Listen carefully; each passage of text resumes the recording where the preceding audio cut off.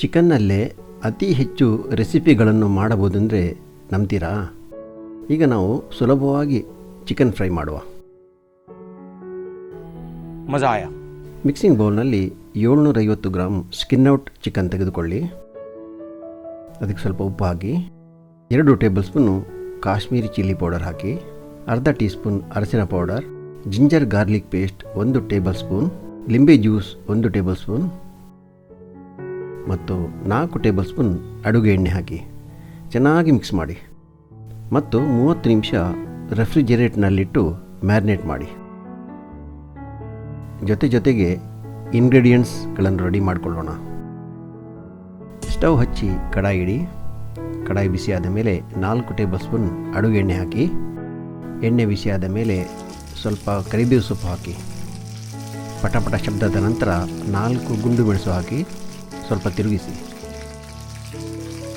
ನಂತರ ಮ್ಯಾರಿನೇಟ್ ಮಾಡಿದ ಚಿಕನ್ ಪೀಸ್ಗಳನ್ನು ಕಡಾಯಿಯಲ್ಲಿ ಬಿಡಿ. ಸ್ವಲ್ಪ ತಿರುಗಿಸ್ತಾ ಬನ್ನಿ. ಮೀಡಿಯಂ ಫ್ಲೇಮ್ ಇರಲಿ. ಹಚ್ಚಿಟ್ಟುಕೊಂಡ ದೊಡ್ಡ ಸೈಜ್ ಟೊಮೆಟೊ ಹಾಕಿ. 6 ಹಸಿರು ಮೆಣಸಿನಕಾಯಿ ಕಟ್ ಮಾಡಿ ಹಾಕಿ.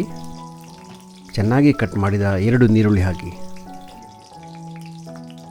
ಈಗ ಮನಸಾರೆ ಮಿಕ್ಸ್ ಮಾಡಿ.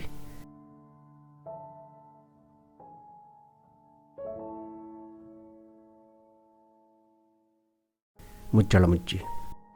ಕೊನೆಯ ಹಂತದಲ್ಲಿ ಮುಚ್ಚಳ ತೆಗೆದು Kashmiri chilli powder 2 tablespoon, ಧನಿಯಾ powder 2 tablespoon, 1 tablespoon garam masala ಹಾಕಿ ಚೆನ್ನಾಗಿ ಮಿಕ್ಸ್ ಮಾಡಿ. ಮೀಡಿಯಂ ಫ್ಲೇಮ್ನಲ್ಲಿ 20 ನಿಮಿಷ ಬೇಯಿಸಿ. ರುಚಿಗೆ ಸ್ವಲ್ಪ ಉಪ್ಪು ಸೇರಿಸಿ.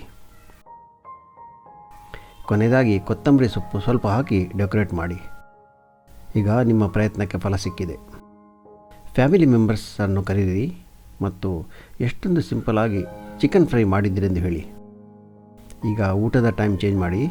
ಯಾಕೆಂದರೆ ಚಿಕನ್ ಫ್ರೈ ಮಾಡಿದ ನಂತರ ಅದನ್ನು ಬಿಸಿ ಬಿಸಿಯಾಗಿ ತಿಂದ್ರೇ ಅದರ ಮಜಾನೇ ಬೇರೆ. ವಿಡಿಯೋ ಇಷ್ಟವಾದರೆ ದಯಮಾಡಿ ಲೈಕ್, ಸಬ್ಸ್ಕ್ರೈಬ್ ಮಾಡಿ. ನಿಮ್ಮ ಸಹಕಾರಕ್ಕೆ ವಂದನೆಗಳು.